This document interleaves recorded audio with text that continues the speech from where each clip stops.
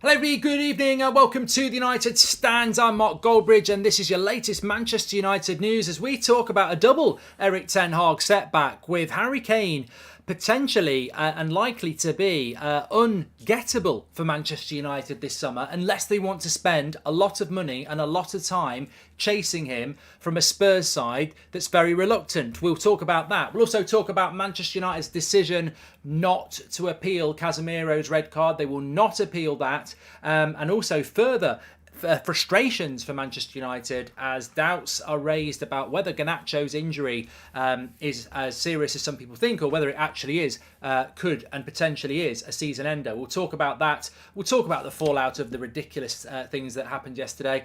On top of that, there's a bit of news coming in about Pellistri and Alanga and what's potentially going to happen with them. Top four. Is top four in jeopardy for Manchester United? We'll have a look at the league table, the run-in, and see whether these decisions are actually going to start hurting us in the long term. Remember, Casemiro, no appeal, so Casemiro will not play for the next 4 games. And I've heard some people say that McTominay played well when he came on yesterday, and I hope he did. I hope I got that wrong. I hope McTominay did play well yesterday. But if you think McTominay, after how many years we've watched him, is a deputy to Casemiro, I'll believe it when I see it. So let's see what happens with that. But look, lots to get into. I want to talk about this Harry Kane story. It's coming in from The Athletic that Spurs would be reluctant sellers and actually think they can get him to sign a new deal. And then it's ESPN Mark Ogden saying that Manchester United are starting to wonder if Osimhen or another option like Vlahovic is a better option for Manchester United, considering they know Spurs could drag it out all summer, and United do not want to be in a situation where they're dealing with Daniel Levy on the last day of August for a striker they need on the first day of July. So lots to get into in relation to that. I'm sure a lot of you will have an opinion on it. But I just want to, I suppose the most recent breaking news is the story coming in from, in relation to Casemiro. Manchester United will not appeal the red card he got yesterday. This means he will miss another 4 games. So in total, he's really missed 8 games with suspension, because I think yesterday may as well have been 1, 3 games because of the collar, and now 4 games for this. And it's been a very predictable day, really. I haven't been live with you on the United Stand since yesterday when I did my match reaction.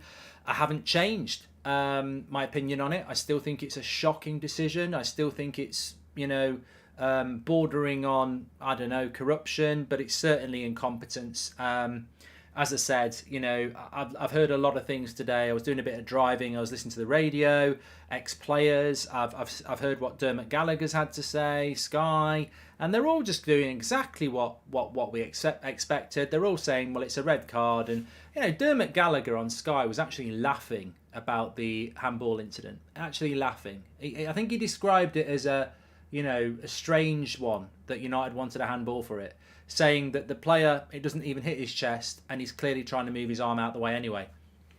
That's what we're dealing with. That is the quality of the governance of our officiating in this country, that it's not a handball because it hits his chest and he's trying to move his hand out the way anyway. Is that not an admission of guilt? If you're trying to move your hand out the way, it's probably going to hit your arm, and it did. I mean, it's a handball, but you've got a guy laughing on national TV about it, trying to brush it off. Well, it brushes his arm that he's trying to move because he knows it's a bloody handball. It's a handball. They even had the audacity to show the Bruno Fernandes one, which nobody thought was a penalty. And they were trying to say, well, that's clearly not a penalty. But on the red card, he said what I knew he would say. He said that, he's stood to showing, he's out of control, it's reckless, it's a red card. No mention of what Andre Marin did on Saturday. I tweeted something this morning which showed the foul on João Felix from Ricardo Pereira, where he never even touched the ball and scraped down his ankle, not even a yellow card. Casemiro wins the ball and gets a red card for it. But I don't really know what to say. I mean, Man United aren't going to appeal it. The FA aren't going to do anything about it. The referees just keep getting away with it. I know a few people who were at the ground yesterday and they said that Anthony Taylor actually came out early for the second half, didn't give a shit about the stuff he'd done, almost was mocking the crowd in the way that he was stood there early in the centre circle like some sort of boss. And I thought, well, that's because they're untouchable. They're untouchable. I was listening to the radio today and they were talking about respect for referees and saying that, it's ridiculous how every decision is getting, scrutinised. When are we going to have respect for referees? don't even talk to me about that. I don't care whether you're a teacher, a referee, a doctor, a bank, an accountant, a bar person. I don't care who you are. Respect is earned. It is not delivered. Why should we respect incompetence? We're idiots. That would be like, your country having an evil dictator who's clearly doing something wrong and going, well, he is the boss of the country, let's respect him or her. It's ridiculous, absolutely ridiculous. But I don't know what to say. You keep talking about it and people say, oh, stop going on about it, there's nothing you can do. And as I said yesterday, evil prospers while good people do nothing. And I'm not calling these referees evil, but I think that it's a dictatorship that you can't do anything about. And look, my biggest issue is, I know you probably watched the Ben Foster video. My biggest issue is I think Man United should appeal it, because even if Casemiro gets another game, it's at least you're appealing it. At least you are saying this is not acceptable, because just letting them get away with it. You know what worries me the most is that Casemiro's card is marked. Like, that's not a red card yesterday. It wasn't a red card for the collar. We've seen worse tackles than Casemiro's, didn't get a red card. We've seen people grab people around the neck, didn't get a red card. That guy's being victimised because his card has been marked. I actually think the way the referees work in this country is very different to how they work in Spain. I think in Spain, you get a lot more red cards. You look at La Liga this season, there's been way more red cards, but Casemiro never got a straight red. And I think because in La Liga, they respect Casemiro. They respect who he is, one of the world's best players. They respect, that he's not a malicious player. They understand his game. They understand who Casemiro is, and they respect him.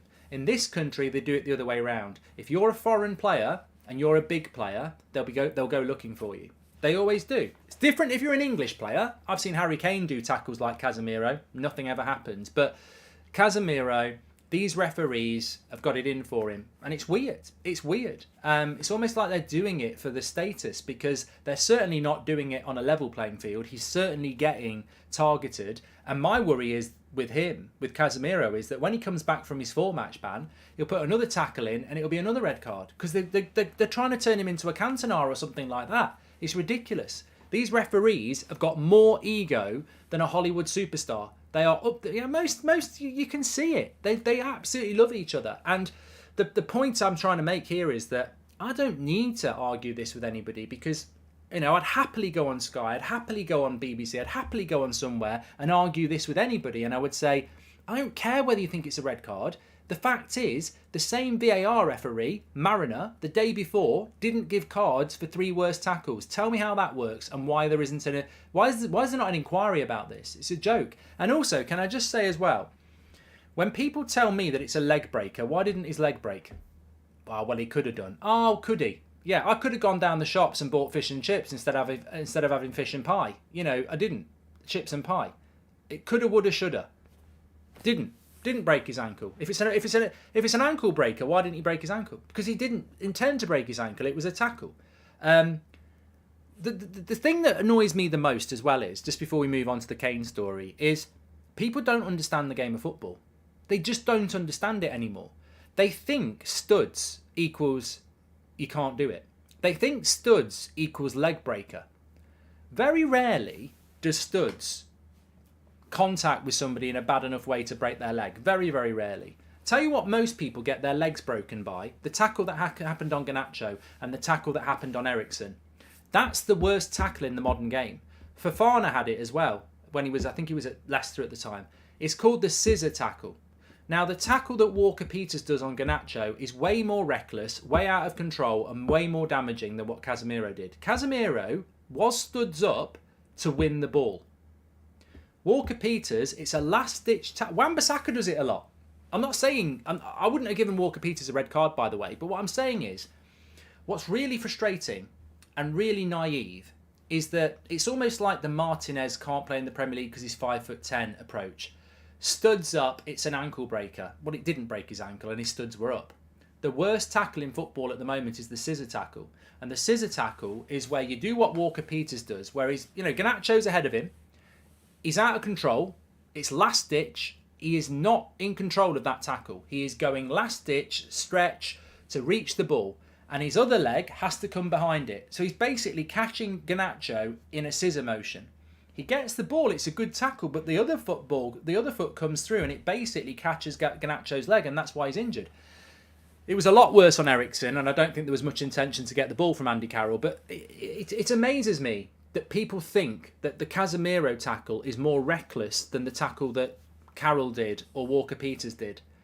I'm telling you now, the scissor tackle is the worst tackle in football because you're actually grabbing somebody's leg from behind at force and basically locking it in your legs. And that's why people are getting twisted ankles, knees, broken legs, the lot. But you can't have this conversation because people are so naive. I had a Liverpool fan to me saying to me today, there's no way that scissor tackle on Garnacho's worse. Casemiro's is a leg breaker. Well, why is Alcaraz playing on and Garnacho's had to come off? The scissor tackle is worse. But this is the problem with the modern game. They think certain tackles are worse than others. And what you're actually doing is, and I said this yesterday, is you're ruining the game because we are going to basically get to a point where these last-ditch tackles can't happen anymore. And they're brilliant. The crowd love them. But the governing body and the officials and the media think that things like Casemiro's tackle is a leg breaker when it's not. And they actually think Walker-Peters is a good tackle because he gets the ball and he goes away. There's no talk about Garnacho's injury or Eriksen's injury because he got the ball. It's completely arse about face. I can't actually believe that the mainstream media and officials haven't even realised that yesterday the more reckless tackle was Walker-Peters than Casemiro's. But they won't realise that because Walker-Peters, oh, what a great last-ditch tackle. Last ditch means it's reckless. Last ditch means it's out of control. And it's from behind, and it's a scissor tackle. Now, I wouldn't give a yellow card to Walker-Peters because players can get injured. My point is, you can make a tackle and injure someone and not get a red card. Walker-Peters was never going to get a red card, but it was a more reckless tackle than Casemiro's because Casemiro is actually head-on going for the ball, whereas Walker-Peters is coming through the player to do it. Keown is at it on TalkSport as well, says Casemiro should change the way he tackles, beggars belief. He's an absolute idiot, says Matt. Well, Martin Keown, as far as I'm concerned, I listen to him on TalkSport. He speaks like he's a bloody professor. He's a prat. That's what he is. I saw him, what he did to Van Nistelrooy all those years ago. He can act like he's educated and speak like he's smart, but actually he's just a bloody hooligan on a football pitch, and we've seen it. He's got no chill. He's got no calmness about him. You know, you get him under pressure and he starts jumping around trying to fly like he's an emu. What did he do to... He was on Van Nistelrooy like this, wasn't he? Oh, go and fly off, you prat. Casemiro got the ball first and red card. Walker-Peters got the ball first and man no card. What's the difference? All we need is consistency. The bottom line is, Jeremy, neither of them are yellow cards and neither of them are red cards. They're both tackles that you should be allowed to do in the game, and it's a physical sport and you can get injured. But as I said, if you know the game... The scissor tackle is the worst tackle in football. The worst tackle yesterday, the most dangerous tackle, was the one that's actually injured somebody, which is Garnacho. The scissor tackle is dangerous. Wan-Bissaka does it all the time. He'll injure someone at some point. It's not illegal, but it's very dangerous. I'm starting to think we really need a top CDM to compete and back up. Look, Duncan, we do need a CDM because if Casemiro is going to be missing what basically equates to nearly a quarter of our season with suspension, then we need one anyway. I'm from Malaysia and this is my first ever super chat. Love your channel and keep up the good work, says Gan. Thank you very much. There's some interesting chats coming in. I'm just catching up with them.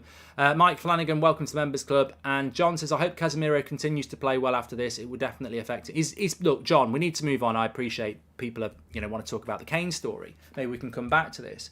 But I was thinking about this today. And, I think Man United's approach with the collar hold was we'll just serve the 3-match ban and then we'll get on with it. Well, we served the 3-match ban unjustly and now he's going to get a 4-match ban. And we're going to do it again. We're going to we'll serve the 4-match ban and we'll get out of it. We should have appealed the collar. That was never a red card. And we should have appealed this because he's going to get another one. I wouldn't be surprised if he gets another red card before the end of the season. He's a marked man. For some reason, these referees have got it in their head that Casemiro's a thug. I wouldn't be surprised if they're in a WhatsApp group. They're going for him. They are absolutely going for him, and I think he'll get another red card, and that's going to impact on him. Of course it is. Simon says Polina of Fulham is a top CDM. Well, I saw that we were linked to Polina at the weekend. He's done a fantastic job at Fulham. He's been a big part of why they're successful, because obviously those types of midfielders like we've got with Casemiro, you can change a team when you've got a good midfield. When we had McFred, we weren't a good team. We've got Casemiro and Eriksen, and we become a good team. I said weeks ago, I said we are massively missing Eriksen. He's underrated, and we have missed Eriksen, and we'll miss Casemiro as well. This is the problem for me. It's that in the next few weeks we're going to be playing without Casemiro and Eriksen. It's, it makes us vulnerable against Newcastle, Everton, Fulham, and Brentford in those 4 games that Casemiro won't play. Heartbreaking game on Sunday. The officials should be ashamed of themselves, says Laurentiu. Well, look, I'm going to talk about this Harry Kane story. All throughout Europe, UK's refs used to be regarded as the best and respected as such. What has changed, says Rua? The problem with our referees are, and perception is everything. People say stuff about me that's not true, so get ready for this. The problem with the English referees, in my opinion, is their arrogance. They're not held to account. They think they're superstars, and they get away with whatever they want. And that makes for very, very dangerous. We need an independent regulator of the officiating in this country. Every I'm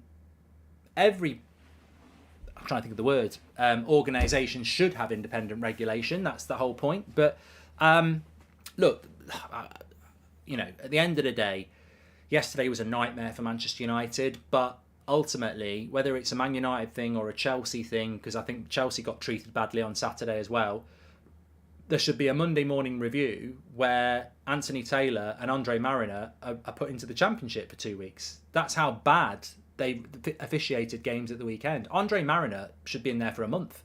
I mean, he's an absolute joke this weekend. And, he's probably on a run this morning, popping on his fake tan, flexing his abs, getting ready for a big game next weekend. And it's just not right. It's just not right. Cameron says, did you hear what Ricky said in the studio? McTominay had received the red card and Casemiro had entered the pitch. We would have lost. Ricky's got some very inventive ideas. In my opinion, that's total nonsense. Keown is Harry Maguire punditry in a few years, says Andrew. Oh, Maguire's definitely going to end up doing punditry. That's a good call. Connor says, I disagree, although I think he's unlucky. It was a red, but in the Chelsea game and the Kyle Walker-Peters tackle was a red as well, says Connor. I disagree with you, Connor. I don't think Walker-Peters should get a red, but the reality is the only player that's got injured yesterday is Garnacho, and look, there's talk that he's going to go to the Argentinian squad next week for the international break, but then there's other rumours that he won't be going and he could be out for a couple of months. So, it's. I don't think the Walker-Peters tackle is a yellow card. I think that's just part of football, but it's the worst tackle on the pitch because it's reckless. But the terrifying thing is, there are pundits, there are officials, and there are football fans who actually think that Casemiro's tackle is more dangerous than Garnacho's, and yet the Southampton player got up and played on and Garnacho went off injured. How does their brain work? Can somebody tell me how Casemiro's tackle is more reckless and dangerous than Walker-Peters when Walker-Peters has actually injured Garnacho and Alcaraz gets up and is hugging Casemiro as he goes off? Casemiro's tackle is not reckless. It is not a leg breaker because he's going to get the ball. His only focus is the ball. Physics does him in because Alcaraz hits the bottom of the ball, which turns the ball over, and as Casemiro goes to hit it, the ball is spinning and his foot goes over the top of the ball and catches Alcaraz. There is no intention to catch Alcaraz. Trust me, I've played the game. You've probably played the game. Casemiro's played the game. If he wanted to break Alcaraz's ankle, he'd have broke it. It's very easy to do it, and he would have got a red card for it. He didn't have any intention of catching the player. He's caught the player because that's what can happen when you're all trying to you're all trying to win a round thing that moves. Hi Mark, can you please say I can't? No, keep up the good work though, Bobby. Thank you. What is hard to understand? Casemiro rolls over the ball, causing it to continue on to the player. It's not an opinion, it's physics. So Stephen. Mark, you must have missed them also saying none of the Leicester Reds ones were Reds, and he laughed when the presenter was confused, says Glenny Boy. Mate, can I just say, Glenny, thank you very, very much. I haven't seen it, but if anybody has seen what Glenny Boy said today, so in the UK, Dermot Gallagher used to be a referee. I don't know what his job is now, but he comes onto Sky Sports every morning and talks complete and utter nonsense. He basically is meant to review the weekend's action and people take it as gospel because he's an ex-referee. He wasn't even a good referee. So he said that Casemiro was a red. The penalty that Rashford's cross handball wasn't a handball, and apparently he said that the Chelsea fouls, none of them were reds. Well, they were all, 2 of them were definitely reds. It's like Dennis says, the game is just so confusing. It makes you want to throw up, and I'm absolutely fed up of it. I'm fed up with the corruption. You know, I'm so grateful that we have what we have, because at least we can, you know, discuss it. And you know, social media is good for that, because it's a disgrace. It's an absolute disgrace. And you know, as consumers and fans, I know people are saying get on with it. I'll talk about what I want to talk about, thank you, because actually I think a lot of people agree with me. What are we supposed to do? We've got the best league in the world and it's corrupt. Now, corrupt can mean a lot of things, but corruption can also be dictatorship. Corruption can also be censorship. Corruption can also be sweeping it under the carpet. I'm not saying that these referees are purposely sending Man United players off. But what I am saying is they're purposely sweeping their incompetence under the carpet because they know they're not accountable and they know nobody can touch them.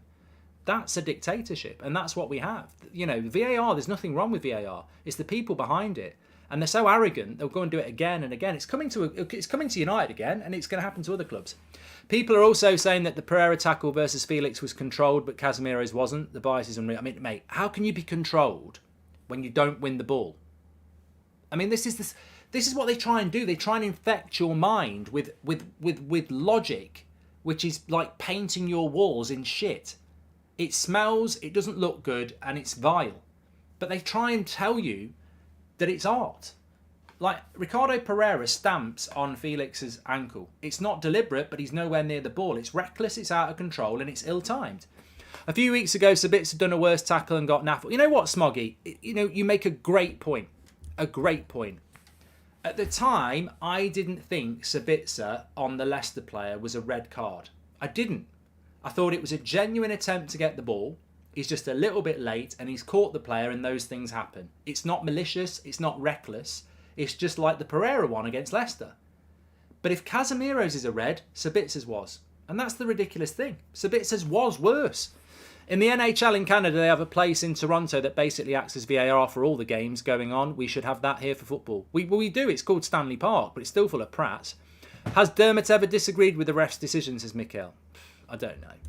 VAR manipulated the foul. The ref was called to the screen and shown a still of a high leg. They did not show the full incident, just directed the ref, says Sean. I know, watch it in real time. And Mark, thanks. Do you think Sabitzer will be back before our next Premier League game? And why do refs never override the VAR after reviewing the screen? It's sickening, says James.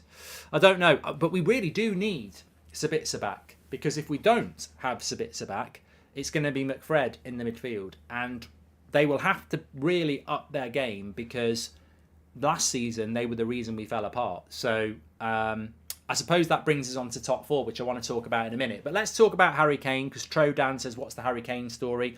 So look, last week and all over the weekend, the story has been that Manchester United and Ten Hag's number one target is Harry Kane.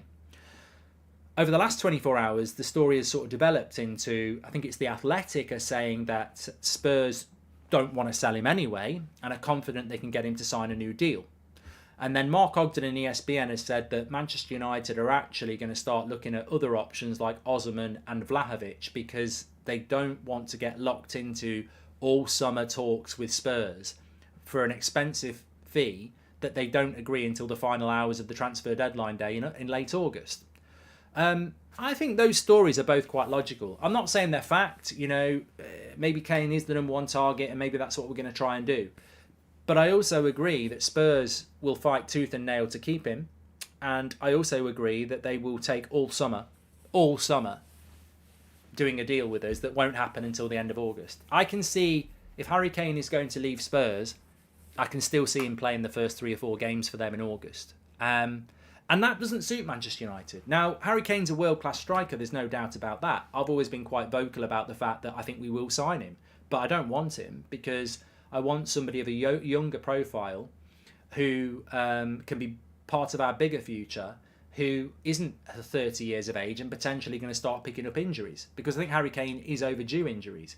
But also, if you pay £125 million for Osimhen in his early 20s and you pay £100 million for Kane when he's 30, that 25 million's worth it. the extra 25 million's worth it because Osimhen's in his early 20s, so you should get more out of him and maybe a resale value. Whereas Kane, you're just going to pay £100 million, hope he never gets injured and hope he gives you 5 years, but there's no resale value. So you get more out of Osimhen in his early 20s than you do out of Kane at 30 anyway. So I hope we do go for Osimhen, but refs need to do post-match interviews, says Jackie. And hi Mark, my rugby team are in a Connacht final in Ireland. Can you please say Marist for the Senior Cup, says Bobby. There you go. And Mark, with all the George Mendes meetings, it seems there are legs to the Gonzalez Ramos rumours. Is he a plan B to Kane, says Ricky.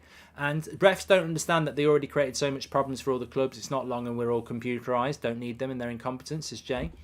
I feel that with the Kane story, thanks for the super chats, by the way. I think with the Kane story, I don't know which way it's going to go. I don't 100% believe that Ten Hag's number one target is Kane. I think Man United's number one target is Kane because Man United's scouting department and maybe John Mercer as well have always wanted Kane for years. So whether Ten Hag agrees with that, I don't know. I don't necessarily think he does. But what I do agree with is that Spurs don't want to sell him. Spurs will offer him a new contract and Spurs won't sell him easily. And I suppose that for me is now another reason to avoid Harry Kane, because what we cannot do is what we did last summer. We cannot be in a situation where we're going on tour to America like we went on tour to Australia and not have new signings in place. Martinez didn't go on the tour. Casemiro and Antony definitely didn't go on the tour. I don't think Eriksen went on the tour, and I can't remember whether Malacia did. I think maybe Malacia did. We've got to have a pre-season with the players that are going to play in the season. We lost to Brighton and Brentford because we weren't prepped. We lost 6 points this season because we weren't prepped. Our season started with Liverpool. And, you know, at that point, I don't think Casemiro and Antony had even signed. So we've got to be prepped better this season. And I'm pretty confident, because Spurs have done it before, if we do pursue Harry Kane, it will go on all the way until the season starts. And then Harry Kane won't have a pre-season and he won't be part of the team when the season starts. Well, we've already highlighted a big issue with Harry Kane. He wants to play as a number 9 that plays as a number 10. So if he is going to come to United, he needs to be in that team for pre-season so that we can find a way of making that work. We can't just add Harry Kane in after the 4th game of the season where we might have dropped some points. So, look, it's one to consider. It's early days. But, you know, it is a deal that will go on all summer and we will end up paying a lot of money. And do we want to go down that road when we've been down that road before? Andreas has just gifted 5 memberships. You're a legend, mate. Thank you very much for that.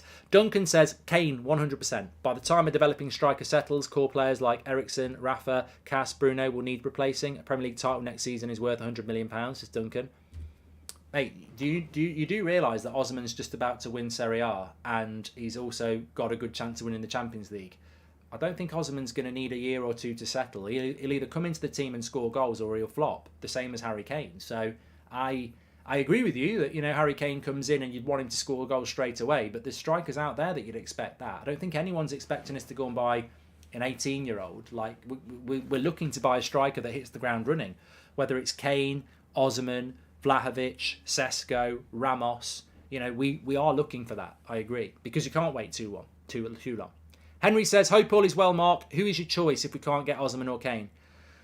I mean, look, Henry, my stance is pretty clear. You know, I think we've had a number of years where we've, you know, basically vented and frustrated and said, this is what we need to do, this is what we need to do. Harry Kane, if that's the player that Ten Hag wants, let's go get him. But ultimately, I think Erik Ten Hag has earned his stripes as a Manchester United manager in a very short period of time. And I have a preference, but if Erik Ten Hag came out and said, you know, I want Ollie Watkins from Aston Villa, I'd say go and get Ollie Watkins from Aston Villa. That's where I am with Erik Ten Hag. So, look, if we don't get Harry Kane or Osimhen, I do quite like the look of the Benfica lad, Ramos. I quite like the look of Vlahovic, and I think their age profile, again, they're in their early 20s, so that's a big tick.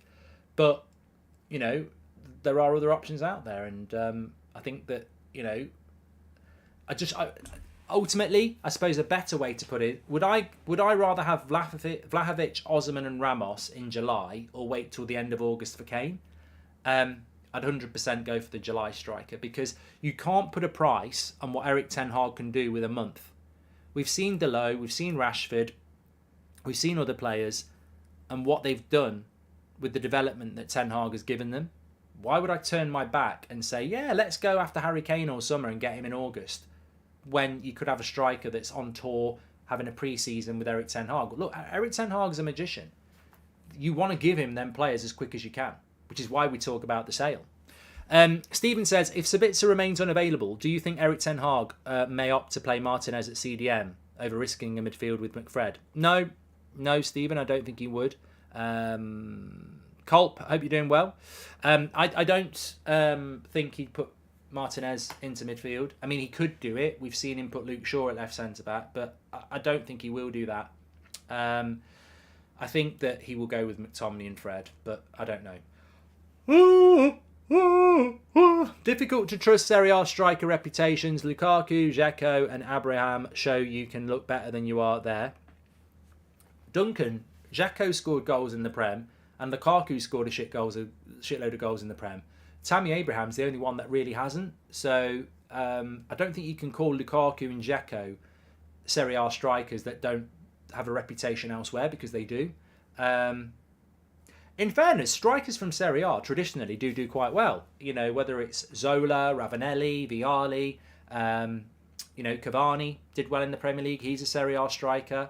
I mean, there's a lot more. I think it can be a bit. I think the ones that tend to struggle are, and we do like the look of Kim Min Jae. If you'd said centre backs, I might have agreed with you.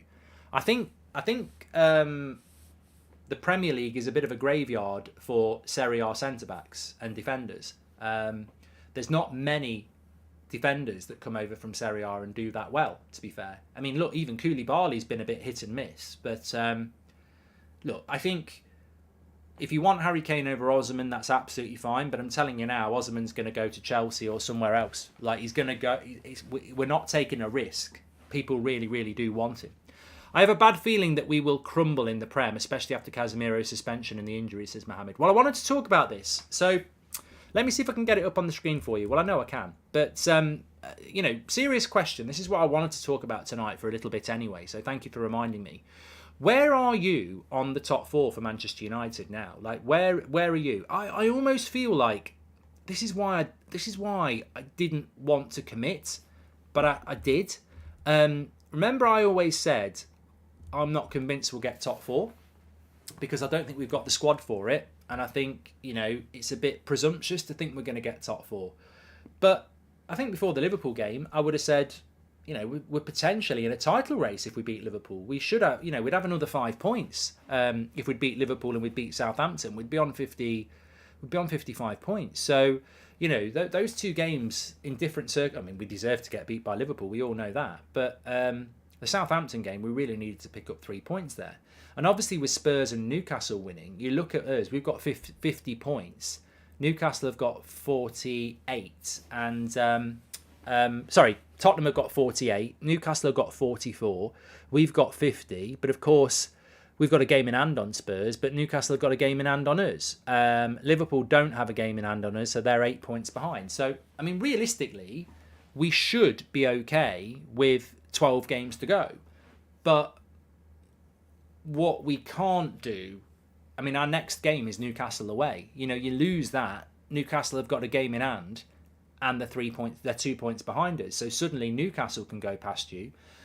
The thing we've got to fight for is third place. Because, and I'm not writing Brighton off, by the way. Brighton have got 2 games in hand on us. They could go up to 45 points. But realistically, what we cannot do is become fourth. We've got to fight our arse off for third, because if we go to fourth, I still think Liverpool are in the race for fourth. Tottenham are obviously in it, and you could argue that Brighton are. We've got to solidify and get fourth. And we could capitulate, like we could do. Look, I can't put a price on Casemiro. He won't play for 3 Premier League games. That's 9 points. If we lose to Newcastle and draw with Brentford and Everton, that's 2 points from 9. That'd put us on 52 points. What would all those teams behind us do? They'd be right on our backside. So, We've got, look, Newcastle away. As long as you don't get beat, it's not a bad result because Newcastle are in the top 4 race. So, yeah, that's not a bad result if you draw at Newcastle. But Everton and Brentford at home, we've got to find ways to win that. And I think we will. Look, I don't think we'll fall out. Look, let's have a bit of positivity. I don't think we'll drop out of the top 4. I think Casemiro is why, Casemiro is our most important player. I'll say that to you a million times and I still will. But I think we'll be okay. Hi Mark, if there is a good offer for Sancho in the summer, what do you think? Says Smelly. And hi Mark, can you please wish my rugby teammates good luck in the final? Bobby, I've done it before. And hi guys, Liverpool, Spurs, and Newcastle ain't consistent. Top 4 is done, says Sully. Well, look, I want to talk about Sancho. I think it's a great conversation. We'll talk about that in a moment. But let's just close the top 4 conversation. I know I've always said that I didn't think we would get top 4 because it's, I looked at where we were last season and I was worried. And I felt that the squad wasn't big enough. But there's absolutely no doubt that we deserve to be 3rd this year. We are the 3rd best team in the country. There's still 12 games to go. And much the same as Arsenal aren't champions yet, we're not 3rd place yet. We've got to fight for it. But I do think that as much as Casemiro is very important for us, I think the atmosphere at Old Trafford is still fantastic. And Ten Hag is still a fantastic coach. I think the big problem our biggest enemy is fatigue and injury and suspension. That's the only thing that we need to worry about. We are going to be in the next round of the Europa League. We could be in the semi-finals of the FA Cup, and we've got all these league games to play. We don't know when Eriksen's back. We know that Casemiro is basically injured for a month. I know he's not injured, but he's suspended. How long Sabitzer out for? Are McTominay and Fred good enough? I don't know. Look, last season, Norwich could play McTominay and Fred off the pitch, so that becomes a problem, doesn't it? On the other hand, we've got a really good back 5, and on the other hand, we've still got Bruno, Rashford, Weghorst, Anthony, who can deliver, and Garnacho hopefully as well. It's going to be difficult. I think the days of United being dominant may be over for the next month or so. I think we're going to have to graft until we get Casemiro back.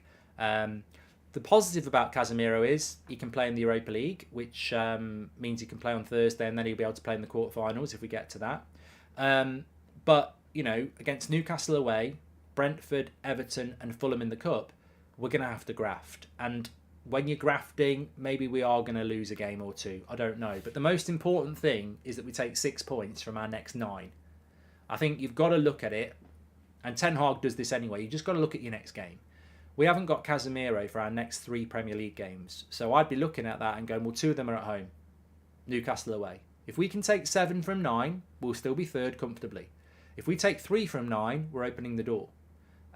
If we take 6 from 9, it'll be okay. And I think that's what we've got to do. And those players have got to step up. Look, imagine if Varane got injured and Maguire comes in. We'd be worried, but it doesn't mean it's the end of the world. Casemiro was just trying to love the ball like Jaws did the boat, says Rob. And I'd love United to get into the state when they can start recruiting bargains, surprising additions nobody expected who end up developing into top players, says Smoggy. Yeah, I'd love that. And I expect that from Ten Hag. Whether it's from South America or Europe, I want to see that as well. And I completely agree with you. I want to see us buying players that are, well scouted, that don't cost millions and millions. I hope you and the family are doing great. Do you think we will lose Frankie de Jong to Chelsea, says Sheriff? If Frankie de Jong leaves Barcelona, I think he comes to Manchester United. Because I think that he knows how much we want him. He's experienced what Ten Hag is. He's experienced what Old Trafford is. And I think Man United's the better move for Frankie de Jong than Chelsea. And I think he'd come to Manchester United. The question is, will he leave Barcelona? And all due respect to Chelsea, I think Enzo Fernandez is an absolutely brilliant signing. I think to go and get him in January, knowing that loads of teams had want him in the summer, that's brilliant recruitment from Chelsea. But I just think that Frankie de Jong would look at Chelsea and go, they do change their manager quite regularly. There's been issues with Potter already. Do I want to be at a club that could be unstable compared to what Man United is? I think he'd come to United. Did you notice how Gallagher never discussed the penalty Rashford was denied? No one even cared to ask unless he did talk about it and just missed it. No, SK, he didn't talk about the Rashford penalty where he was clipped by the goalkeeper. Instead, he laughed and ridiculed the one on Bruno that nobody even thought was a penalty. I mean, they actually showed the tackle on Bruno in the box, which was a tackle, as a penalty. No United fan thought that was a penalty. You know what? You make a good point. You know when Rashford got clipped by their goalkeeper, it's a penalty. And I've had United fans saying to me, you're an embarrassment. Like, that's a complete and utter dive by Rashford. I said, it's only as much as a dive as what Gundogan did against Palace. There's minimal contact, and he jumps in the air like the trampoline is the floor. Rashford runs past the goalkeeper and he feels the contact and he goes down. There's contact, it's late, he doesn't get the ball. You know, people are getting penalties for that all the time. So, you know, it's never going to be a penalty, but ultimately, I'd love Dermot Gallagher to laugh at that one because he'd probably go, no, not for me. I've looked at it, I've done it on slow-mo, and, you know, not for me. Yeah. But Dermot, there's contact. Well, you know what? At the end of the day, it's not enough contact to go down. So it's not a penalty for me. But there was contact a few weeks ago, Dermot, when, Casemiro was just touching someone's collar. Well, we can't go back looking at decisions. At the end of the day, that's a red card. Anything is a red card on Casemiro. I don't like him. My referees don't like him. We don't like Manchester United. And it's not a red card. It's not a penalty. And let's have a little laugh. Mark, why would Osman choose Chelsea over United with no Champions League unless they win it this year, says Ricky? Well, no, look, I think United can get Osman, but they've got to want to get Osman. I think Osman goes to Chelsea if Man United and other clubs don't bid. Like, what if we're not going to bid for him? What if we are going to go for Harry Kane? Irfan says, with all the restricted budget rumours around how much do you think we will have to spend? Says Irfan. I can't answer that, Irfan.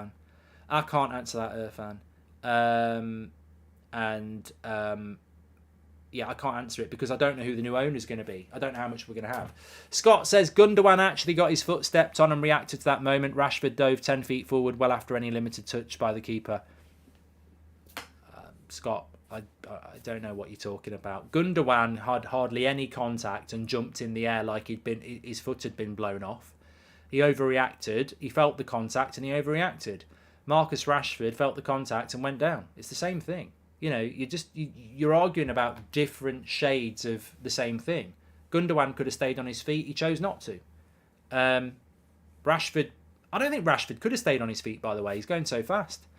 But look, it wasn't given. I've not really spoken about that, but it's just another example. I mean, look, the biggest, and there's a lot of things to talk about, but about yesterday. But the biggest penalty was the handball. You know, I'm not getting into an argument about Gundogan or Rashford because no United fan really spoke about the Rashford one. I think it was a penalty, but it wasn't given. But the handball one, that's the one. SK says, don't forget we have boys like Mainu. We can pull out for CDM like we lean on our youth like Palestri. I don't think SK.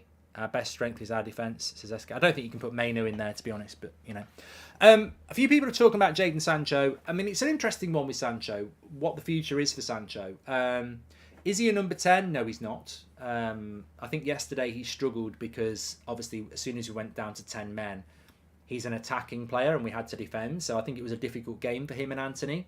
Some people felt that Sancho had a good game yesterday. Some people felt that he had a bad game. So straight away, you're dealing with a divisive player and performance. Look, I was very excited when we signed Sancho. The reason I was excited about him is, and I don't know anything about the lad. I don't know what his attitude's like. I don't know what Sancho's like. So I can't comment on his attitude, work rate, mentality. I don't know any of those things. The reason I was excited about Sancho, and I still am, is the way he plays football is very continental. He's not particularly quick. He's a give and go. He's a triangle player. He's a possession-based player. And I think Man United have traditionally been awash with fast flair players, whereas, you know, Jaden Sancho's a technical player, and I like that. I think he's coming back from a very long layoff, which wasn't just a physical layoff, it was a mental layoff, as has been rumoured.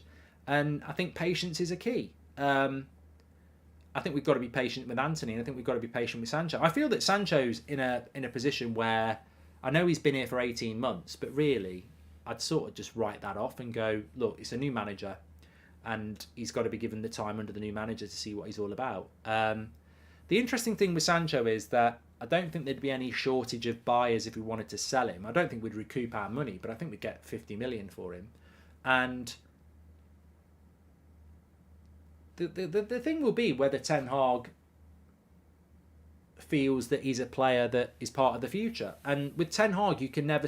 I think with certain managers, you can say never. You know, with Mourinho and Van Gaal, I think there were certain players where you knew they would never play. You know, Mourinho washed his hands of Schweinsteiger, didn't he? And there was never going to be any coming back from that. But I think with Ten Hag, it's impossible to write a player off. I mean, Wan-Bissaka was written off, and now he's a first-choice right-back. It's impossible because I think Ten Hag is a coach and he can develop players. So there's always a way back for a player. I think we just have to monitor the Sancho situation. I think people crave a decision too quickly as well. They want to know quickly what's going to happen and whether a player's good enough and stuff like that. And I just think with Sancho, we've got to be patient. When everybody's fit and raring to go, he's probably not a starter, and that's what he's got an aim to be. Welcome to the Members Club, Quentin. Appreciate that. Honestly, I can't think of any successful strikers who've arrived directly from Italy in the last 10 years, says Duncan. Cavani, Ronaldo. You know, they've both been in Serie A and they've both scored goals in the Prem. And they're Man United players. So, Zlatan, you know. Quentin, thank you very much for your super chat. We've also had one from Pri who says, I understand not going for Kane because of Levy's hardball tactics, but even De Laurentiis is no pushover. By the way, what are your top 3 number 9 targets? Is pretty. I mean, look, I'd put Harry Kane in the top 3. Osman's in the top 3. And I like the look of that Ramos. I do like the look of that Ramos. And as an outsider, I've seen a lot of people doing videos about him. I've been on about it for a lot longer than everybody else. Ferguson at Brighton. I'd love to get him at United. I think Ten Hag could work wonders with him. I think you've got the next Harry Kane there. You know, it could be better than Kane. But, you know, I don't know whether United are looking at that sort of option. Rashford's left leg got clipped by the keeper, which caused that leg to trip his right leg mid-sprint. Are people being deliberately blind, says SK. The Qatar Twitters are saying they now have all the financials for United and they were shocked by the lack of work done on some parts of Old Trafford, says Glennie. Well, did you see the video yesterday of one of the male toilets at Old Trafford was awash with piss? Like, look, we've all been in those bars and clubs where that happens and hotels and airports, but this is Man United. You know, it's old, it's rusty, it needs work, and it's no surprise that somebody would look at it and go, why has it been left like that? SK says, we're too used to forwards that just sprint past people. It's good to have a technical player as an option. Agreed, time is needed. And hi, Mark. Kane will be overpriced. Daniel Levy will drive a very hard bargain. Kane needs to hand in a transfer request. Refs are terrible in the Prem, says Marcus S. Yeah, look, that will happen with Harry Kane, without a shadow of a doubt. I mean, it's funny that it's been in the news because we've spoken about it on here. If we go for Harry Kane, then we will 100% be trying to sign him in August and he won't go on tour. He'll go on tour with Spurs. There'll be talk about it all summer, but Spurs will not do a deal, you know, in July. They won't. It'll get pushed again and again and again, and it'll be another Harry Maguire, it'll be another Paul Pogba, it'll be another Bruno, it'll be another Sancho that goes on and on and on and on. And I don't think we can do those sort of things when you've got a coach that is a developer of talent. And it'll cost you a lot of money as well, a lot of money. And I think we've got to avoid that sort of a, you know, saga. But having said that, to avoid that sort of saga, you've got to have recruitment teams that don't do that, and we have got a recruitment team that does take ages to do things, as we know, and we've seen that time and time again. I mean, it's interesting, isn't it? I saw the video with Adam this morning talking about Sir Jim's big plans and how, you know, he's getting that guy who did the cycling in, and he wants to, you know, revolutionise the technical and the executive team. Summeran's a member, welcome, pal. So, you know, even the Sir Jim bid is looking at, revolutionising recruitment and the technical team and the executive team. So that needs to change quickly, and that probably won't change for this summer, will it? But, Marvin says we don't want Sir Jim. Whatever we want, that will dictate the summer transfer window. Everybody, we've got Fabrizio on the show tomorrow, and I guarantee you he will say that, United are looking at such and such and such and such, but it is going to come down to what the money is. And I would be confident in saying that if the Glazers stay, our transfer budget will be 100 million at best, net. And if we get Qatar or Sir Jim, well, it's hard to know with Sir Jim, but if we get Qatar, our transfer business net will be 200 million. It'll be double. So, we need to get these new owners in, whoever they are, and then we can start to establish what we've got to spend. Because whoever the new owners are, it's like being in a new relationship, isn't it? You're in a new... Look, I don't want to be crude here, but you're in a new relationship, yeah? Comes to bedroom time, without being crude, are you going to go, let's just go missionary tonight, I'll save the good stuff till the future? Or are you going to be like, I'm pulling out all my good moves, get some Barry White on? You're going to pull out all your good moves. You want to show everybody what you're all about. I'm not saying it's a gangbang. I'm saying, look, in the sense of United's new owners, if we get new owners, they're not going to come in and go, yeah, let's take it easy. Let's take our time here. They're going to go, wham, bam, thank you, man. Let's get on with it. And they're going to want to show the fans and the world. Look at what Todd Bowley did. I mean, he was having an orgy. It was like he was chucking money everywhere last summer and in January. And I think he was a bit over the top. But, if we get new owners, whoever those new owners are, even if they're trying to con us with pretense, they are going to try and do business in the summer. So we need the new owners, don't we? But until we get them, I don't know.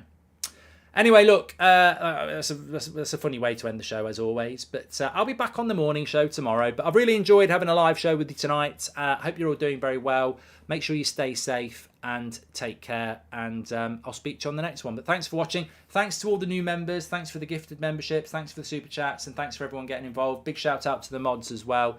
Really appreciate it. And you make sure you stay safe. I'll speak to you all in a bit. Thanks for watching.